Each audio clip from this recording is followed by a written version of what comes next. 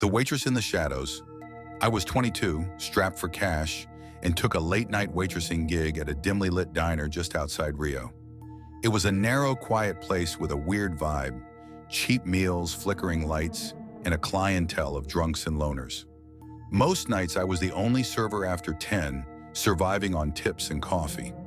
One night, a guy named Marco came in around 1 a.m., big and rough-looking, flirting hard from the start.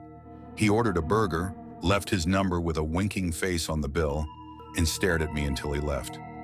I tossed it, thinking that was it.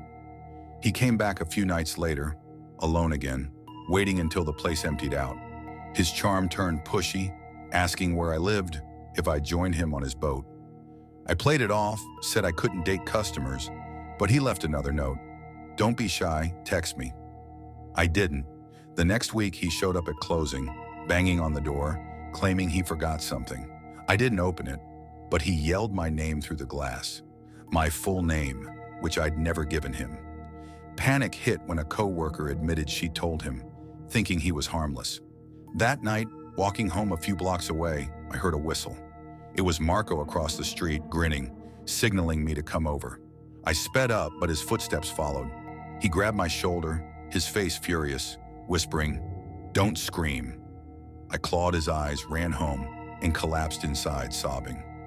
The next day I quit, but found a diner takeout bag on my doorstep. No note, just my favorite dish.